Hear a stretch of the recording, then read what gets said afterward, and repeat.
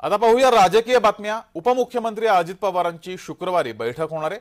पिंपरी चिंचवड मधील पडझड रोखण्यासाठी या बैठकीमध्ये चर्चा होणार आहे। अजित पवार यांच्या पक्षातील अनेक नगरसेवक आणि नेत्यांनी शरद पवार यांच्या पक्षात प्रवेश केला। त्यानंतर अजित पवार यांची बैठक होणार आहे आणि या बैठकीमध्ये पिंपरी चिंचवड मधील झालेली पडझड रोखण्यासाठी चर्चा होणार आहे। अजित पवार हे या बैठकीला उपस्थित राहून मार्गदर्शन सुद्धा करणार आहेत। तर पुण्यामध्ये ही बैठक होणार आहे।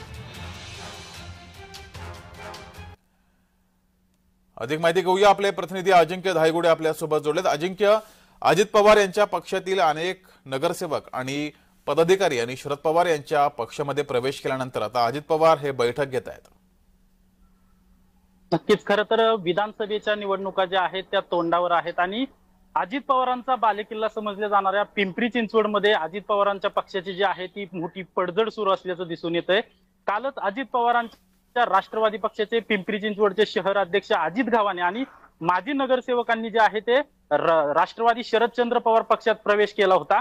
आणि खरं तर अजित गव्हाणेंना जे आहे ते बोसरी विधानसभा मतदारसंघातून निवडणूक लढवायची आणि ही जागा जी आहे ती अजित पवारांच्या राष्ट्रवादीला मिळणार नाही अशी शक्यता वर्तवली जात असल्यामुळे त्यांनी शरद पवारांच्या राष्ट्रवादीत प्रवेश केल्याचं सांगितलं जातंय। परंतु विधानसभेची निवडणूक तोंडावर आहे आणि बालेकिल्ल्यात अशी पडझड जी होते ती डॅमेज कंट्रोल करण्यासाठी अजित पवारांनी काल शरद पवारांच्या पक्षात या कार्यकर्त्यांचा प्रवेश झाल्यानंतर आज सकाळी लगेच बैठकीला प्रमुख पदाधिकाऱ्यांना अजित पवारांनी बोलवून घेतलेलं आहे। काही वेळापूर्वी अजित पवार देखील त्या ठिकाणी आलेले आहेत। या बैठकीला सुरुवात झालेली आहे।